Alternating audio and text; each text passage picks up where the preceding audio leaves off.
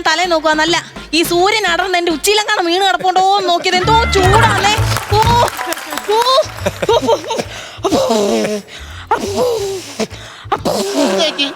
ഞാൻ എന്റെ പൊന്നപ്പൂ ഞാൻ നിന്നെ വിളിച്ചല്ല ചൂട് കാരണം ഞാൻ എന്തോ ചൂടയില്ലേ സഹിക്കാൻ പറ്റുന്നുണ്ടോ? 50 നാരങ്ങ മേടിച്ച് ഞാൻ കച്ചവടത്തിന് ഇട്ടിട്ട് തികയുന്നില്ല. അതെങ്ങനെ തികയും? അത് ഞാൻ തന്നെ നാരങ്ങ വെള്ളം അടിച്ചു കുടിച്ചു അങ്ങ് തീർക്കുവാ. ഇനി വീട്ടിലോട്ട് വൈകിട്ട് ചെന്ന് കയറി കഴിഞ്ഞാൽ കെട്ടിയോ കണക്ക് ചോദിക്കും. അല്ലല്ലേ അയാൾക്ക് എന്തോ കണക്കറിയാനാ? 3000 എത്രാന്ന് ചോദിച്ചാൽ 3000 എന്ന് പറയുന്നത് ആ പുള്ളി. ഇത്രേ നേരമായി കട വന്നു വെച്ചിട്ട് ഒറ്റ കിളിക്കുഞ്ഞുങ്ങൾ പോലും വന്നില്ല. വരുമായിരിക്കും, വരണമല്ലോ. ഒരു നാരങ്ങ പോരുമോ വറുത്തടിക്കാൻ പോരുമോ. Hello capsicum. എന്താ വിളിച്ചേ? ക്യാപ്സിക്കം നിന്റെ പേര്? എന്റെ ഫോണിൽ ഞാൻ പലതവണ പറഞ്ഞിട്ടുണ്ട് എന്റെ പേര് ക്യാപ്സിക്കം എന്നല്ല, പിന്നെ കൗശിക്. ഓ കൗശിച്ചിട്ടതുപോലെ ആയാലോടാ നിന്റെ മുഖം. രാവിലെ എന്തോ ചൂണ്ടയും പിടിച്ച് വെള്ളത്തിൽ അക്ഷരം എഴുതി പഠിക്കാൻ പോവാണോ? അക്ഷരം എഴുതി പഠിക്കാനോ? ഞാൻ ചൂണ്ടയിടാൻ പോവാന്ന്. അല്ല നീ സാധാരണ അങ്ങനെ ആണല്ലോ ഈ ചൂണ്ടയിട്ടുണ്ട്. അയ്യോ അത് അക്ഷരം എഴുതി പഠിക്കുന്നല്ലെന്ന് എന്നെ മീൻ വെട്ടിച്ചോണ്ട് പോകുന്നില്ലയോ? മീൻ വരെ നിന്നെ വെട്ടിക്ക് വന്നോടാ?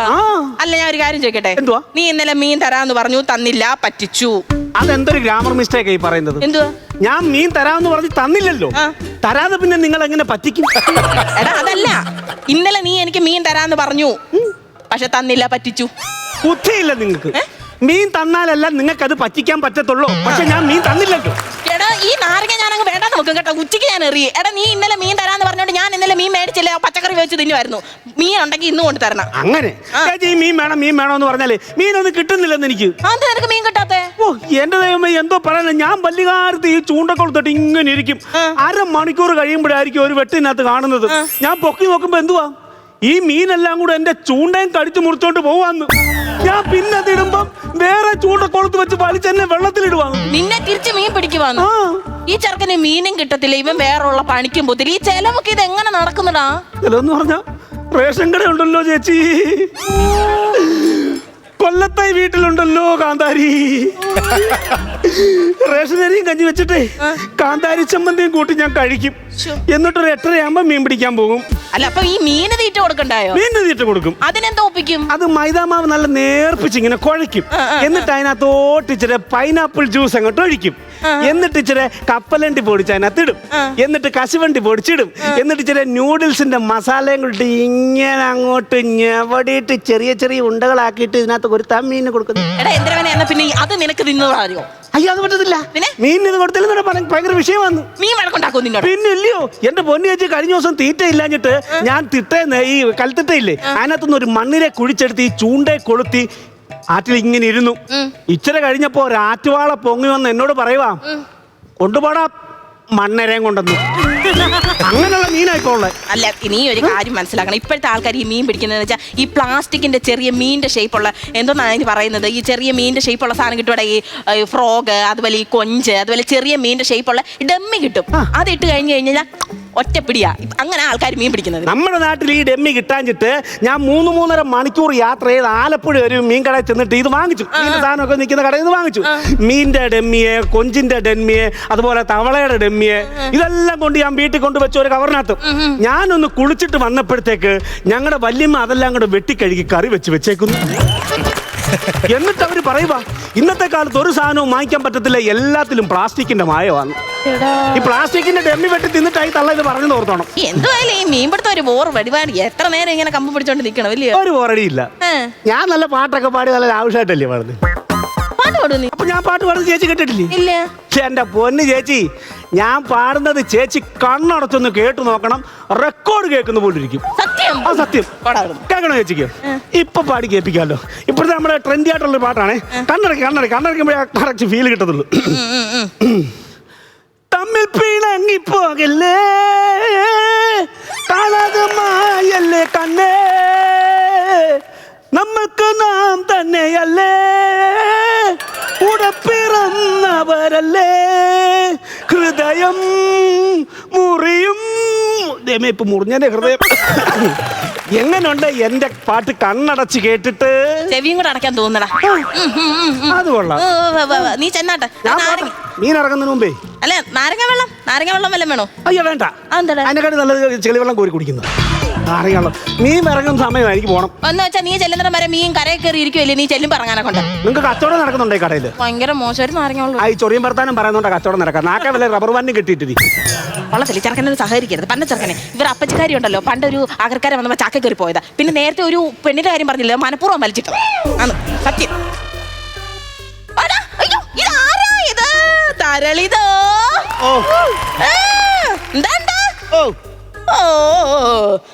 എന്താണ് നിന്റെ മുഖത്തൊരു ക്ഷീണം? വീട്ടിൽ നിന്നാ നീ വരുന്നേ? ഇപ്പം വ്യഞ്ജനാക്ഷരം മാത്രമേ പറയത്തുള്ളൂ, വേറൊന്നും പറയത്തില്ല. അല്ല നിന്റെ അച്ഛനും തീടപ്പാ ഇങ്ങോട്ട് കണ്ടില്ലല്ലോ, പതിവില്ലാതെ ഇങ്ങോട്ട് ഇറങ്ങിയൊന്നും ഇല്ല.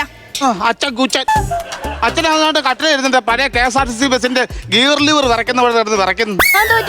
അച്ഛന് പനിയാ. ഓ ആദ്യം അച്ഛനെ വെച്ച് ഇവൻ കൗണ്ടർ അടിച്ചു, രണ്ടാമത് അവന് സങ്കടം. എന്നിട്ട് ആശുപത്രി കൊണ്ടുപോയില്ലയോ? ഞങ്ങളുടെ അമ്മ ഒരുങ്ങുന്നുണ്ട് ഞങ്ങളുടെ അച്ഛൻ ആശുപത്രി കൊണ്ടുപോകാൻ വേണ്ടി. എടാ എന്തോ പരിപാടിയാടാ, നിനക്ക് പോരുത്. നിനക്ക് ഇച്ചിരി ആവതുള്ള കൊച്ചനല്ലേ, ആ പാവം പിടിച്ച് അവരെ പറഞ്ഞു വിടേണ്ട കാര്യമുണ്ട് ആശുപത്രിയില്. ഞങ്ങളുടെ അമ്മയ്ക്ക് അതിന് ബാലൻസ് ഉള്ളു.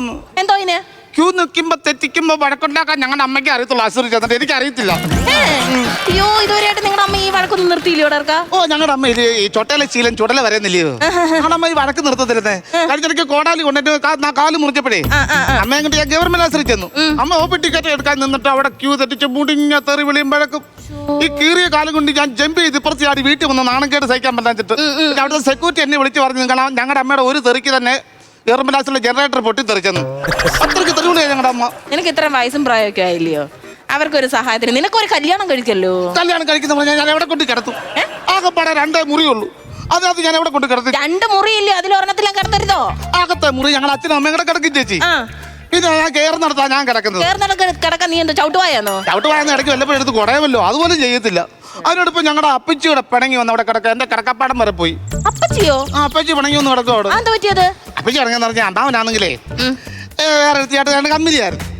അപ്പൊ ഇങ്ങോട്ടോ ഞാൻ തരാം. ഇവരെടുത്തിട്ട് കമ്പനിയായിരുന്നു ചേച്ചി. അപ്പൊ അവരെ വിളിച്ച് വീട്ടിൽ കൊണ്ടുവന്ന് ഞങ്ങളുടെ അപ്പച്ചിക്ക് ഇഷ്ടപ്പെട്ടില്ല. ഞങ്ങളുടെ അപ്പച്ചി പിണങ്ങി കഴിഞ്ഞ് പോകുന്നു. അല്ല എന്താ അപ്പച്ചി ഇഷ്ടപ്പെടാൻ എന്താ അത് കെട്ടിക്കൊണ്ട് വന്നേനോ? കെട്ടിക്കൊണ്ട് വന്നേനല്ല, അവര് വന്നിട്ട് ഓരോന്നൊക്കെ ഉണ്ടാക്കി കൊടുക്കുന്നില്ലയോ. അപ്പൊ ഞങ്ങളുടെ അപ്പച്ചിക്ക് ഇഷ്ടപ്പെടത്തില്ല. അവരെ പിണങ്ങി ഞങ്ങൾ വീട്ടിൽ വന്നു.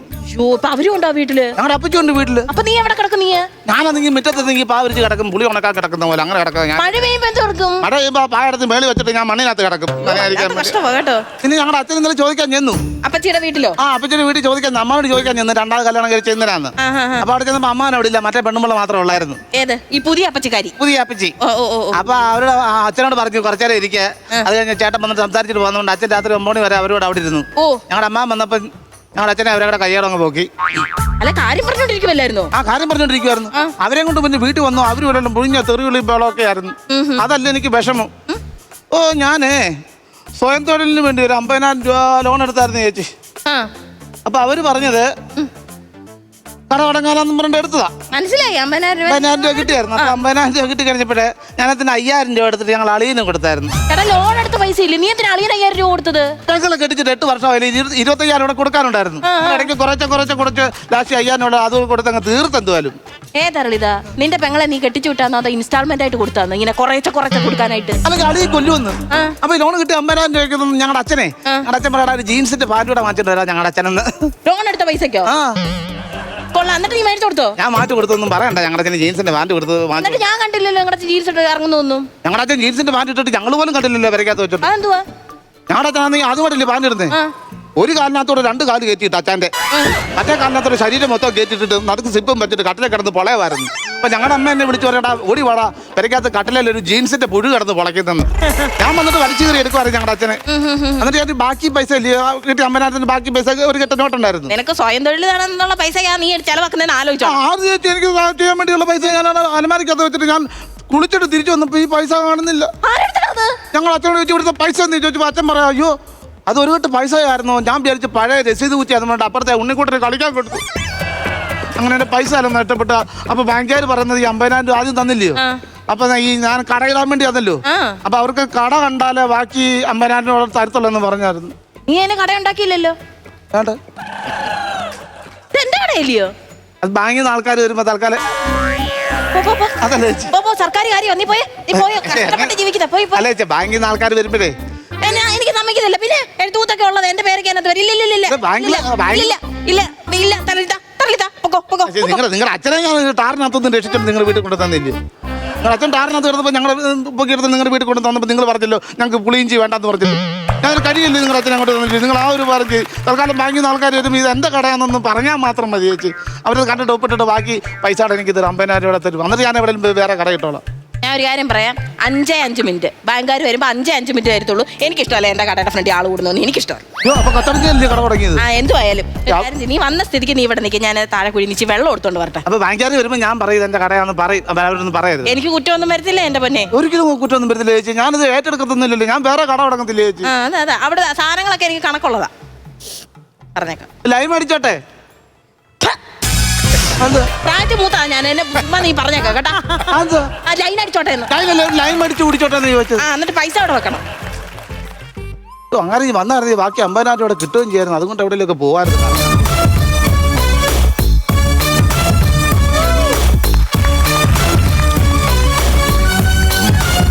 ഹലോ, അതെ ബാങ്ക് മാനേജർ താരകാക്ഷം പിള്ള. ഇല്ല ഇന്ന് ബാക്കിയൊന്നും എന്നെ കാണത്തില്ല. ഞാൻ ഫീൽഡ് ഇൻസ്പെക്ഷൻ ഇറങ്ങിയേക്കുവാ. ശരി ഓക്കെ.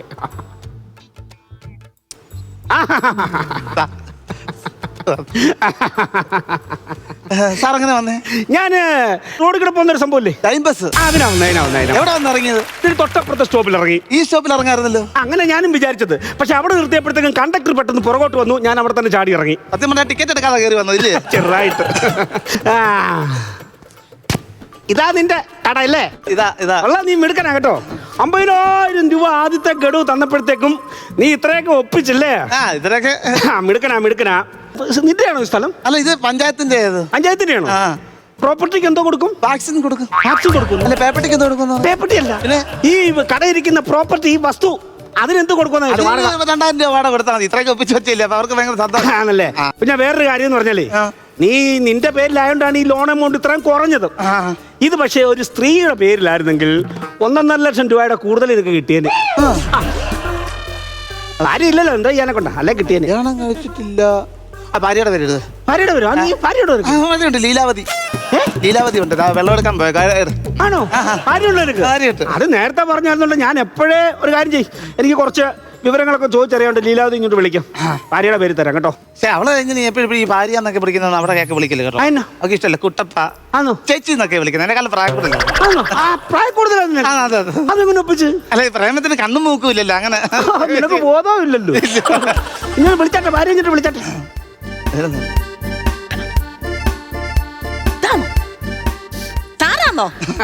ബാങ്കിൽ നിന്ന് വന്നാണോ? അതെ.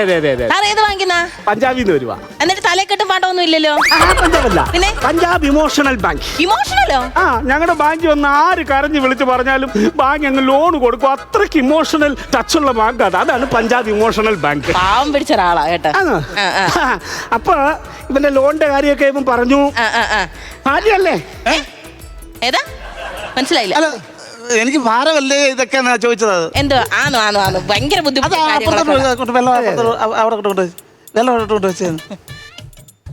കാരണം നാരങ്ങ വെള്ളം വല്ലതും വേണമാവോ? എടുത്ത് കുഴപ്പമില്ല. നാരങ്ങ വെള്ളം അങ്ങോട്ട് സംസാരിക്കട്ടെ. ഇത് ഈ പ്രായക്കൂടുതൽ ഭയങ്കരമായിട്ടുണ്ടോ? ഞാൻ വിചാരിച്ചു 1-2 വയസ്സിന്റെ ഉള്ളൂ. ടെൻഷന്റെ കാര്യത്തിലൊക്കെ പ്രായമായി ആണല്ലേ? ഭയങ്കര സ്നേഹമാണെന്ന് തോന്നുന്നു രണ്ടുപേരും. നിനക്ക് വേണോ? എന്തോ വിളിച്ചാ? വിളിച്ചതാ. എന്തോ പൊന്നാണ് അങ്ങനെ ചോദിക്കില്ല.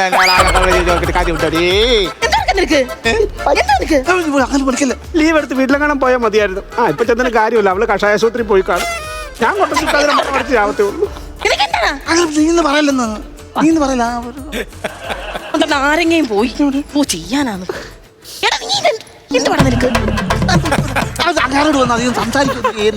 അയാളോട് സംസാരിച്ചു മറുപടി പറയണ്ടായോ? ചേച്ചി എന്തോ സംസാരിക്കുന്നത്? നാരങ്ങയിൽ ഉറുമ്പ് കയറുന്നു നോക്കാൻ പോയാ? പുളിയാകുന്നുണ്ട്. ഞാൻ എടുക്കാതെ. നീ ഇതെന്തോ ഇവിടെ കിടന്ന് വരകുവാ? അപ്പൊ അങ്ങനെ ആട്ടല്ലെന്ന് എന്ത് വന്ന് ഈ സ്നേഹമുള്ളിടത്ത് ഈ വഴക്കുണ്ടാകത്തുള്ളൂ. ഇഷ്ടമെന്ന് പറയണ നീ അങ്ങോട്ട് പോവാനാ എനിക്ക് ദേഷ്യം വരുന്നത് കേട്ടോ. അങ്ങനെ പറയാനില്ലെന്ന് അങ്ങനെയൊക്കെയാണ് കയറി വിളിക്കുന്നത്. പിന്നെ അങ്ങനെയല്ലേ ഞാൻ നിന്നെ വിളിക്കുന്നതാ. അടിച്ചാൽ അടിച്ചാൽ പറയും അടിക്കും ഞാൻ കേട്ടോ. അനാവശ്യമായിട്ട് ഞാൻ പറഞ്ഞേക്കാം. അയ്യോ എനിക്ക് കിട്ടോ എന്റെ സാറേ ചെറുക്കനെ ലോൺ ഒന്ന് പാസ്സാക്കി കൊടുക്കും. ചെറുക്കനൊക്കെ നീ നാരങ്ങളിലെടുക്ക്. നിനക്ക് വേണം നാരങ്ങ. വിളിക്കലെന്ന് അങ്ങനെ വിളിക്കലെന്ന് പറഞ്ഞില്ല അങ്ങോട്ട്. ലീലാവതി ഞാൻ ലീലാവതി എന്നെയാണോ? ആ ലോണൊക്കെ ഞാൻ ഉടനെ പാസ്സായിക്കോളാം. അണ്ണി എന്നില്ല ചെറുക്കൻ എന്തെങ്കിലുമൊക്കെ മുടിപ്പിക്കും. അങ്ങനത്തെ നാശവാദം. എന്തൊരു സ്നേഹം ചെറുക്കനെന്ന് പുറത്തോ. സാറേ പഞ്ചസാര ഇടണോ ഉപ്പിടണോ?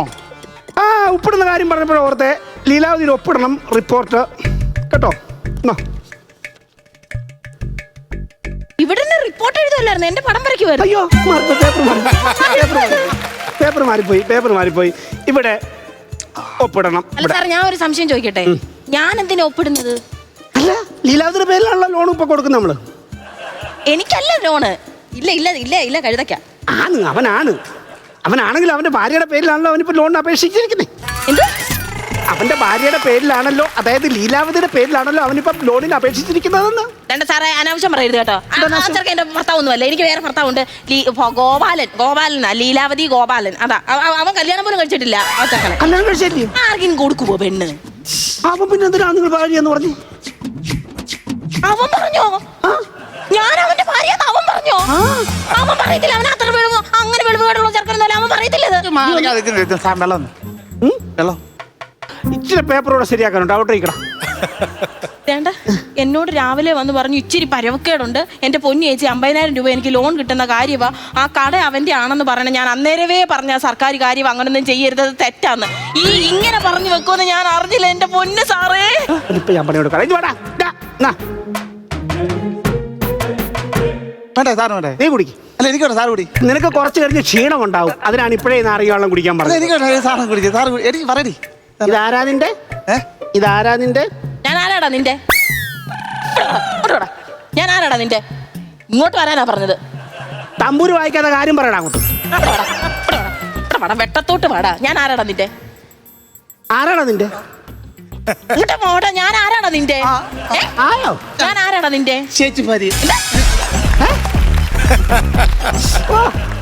ആരാടാ ഞാൻ നിന്റെ? കൊടുക്കവനങ്ങോട്ട് പറടാ, ആരാടാ ഞാൻ നിന്റെ? പേനയ്ക്ക് കുത്തും പറടാ. ഇവിടുത്തെ ലീലാവതി ചേച്ചി.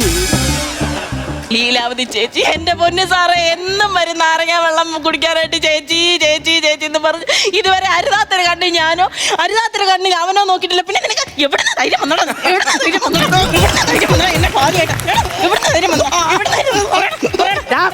വൃത്തികെട്ടവനെ, നീ ബാങ്കിനെ പറ്റിച്ച് വാങ്ങിച്ച 50,000 രൂപയും അതിന്റെ പലിശയും 2 ദിവസത്തിനുള്ളിൽ ഞാൻ തിരിച്ചു പിടിക്കുവാടാ. നീ കണ്ടോ? നീ 1 ലക്ഷം രൂപ തരാം. ഈ പിടുത്തത്തിൽ തന്നെ രക്ഷപ്പെടുത്താവോ?